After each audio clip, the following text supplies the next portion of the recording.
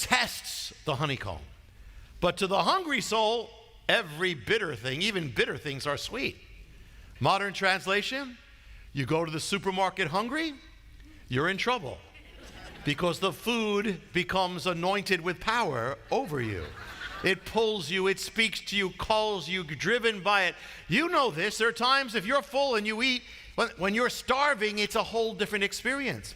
Because joy leads you. The lack of joy repels you. So if you ever notice, the hungrier you are, the more you can eat bad food that is bad for you, that normally you'd say, I'm not going to eat that, but I'm starving. Give me that sugar. When your sugar levels are down, you go to that which raises it most quickly, junk food. I realize if I don't eat at certain times, then later on at night I'm ravenous. So I seek to, well, even if I'm not fully hungry, I'll eat something. I realize, to the hungry soul, even bitter things are sweet. To the full soul, they can look at honey and say, I don't need it. But to the hungry soul, they'll have a bitter thing and it'll be sweet. If you now translate that from the physical realm to the spiritual realm. Listen, if you don't rejoice in what is good, the things of God, you'll be vulnerable and tempted to the things of the enemy, to what is not of God. The more you don't rejoice, the more you will be vulnerable.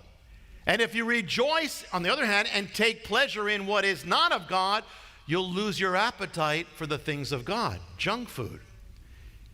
And if you don't have joy, joy is like a magnet, it draws you. So if you don't have joy inside you, you're going to be vulnerable to anything outside you. If you're not full in the supermarket, you're vulnerable. But if you're full, you're not. So in life, if you're full with the joy of God, you become not vulnerable to all those things around you. Yes. Because you've got a joy to counter that.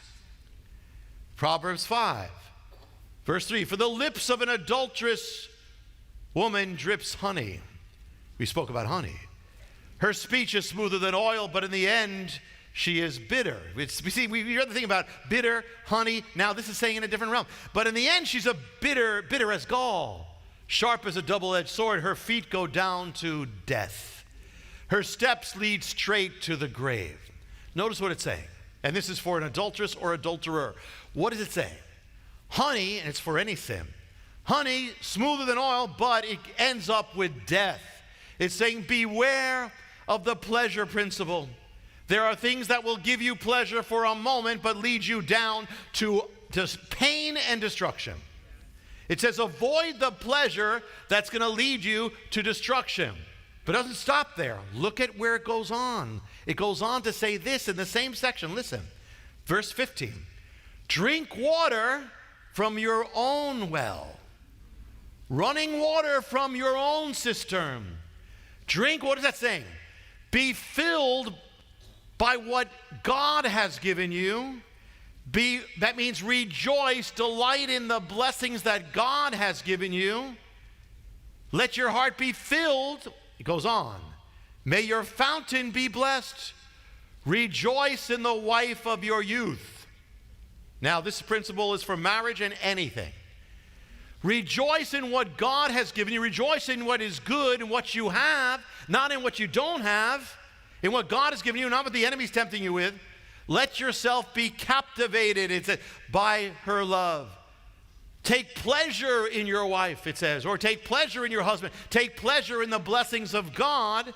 It's not a sin. It's the opposite of sin. It's what God gave you. Rejoice in the gifts of God. Be captivated by them. And you won't be tempted by adultery or what the enemy's trying to do to your life right now. The more joy you take in, the more you rejoice in, delight in, get into the blessings of God that He's given for your life, the more power you will have to resist anything the enemy throws up.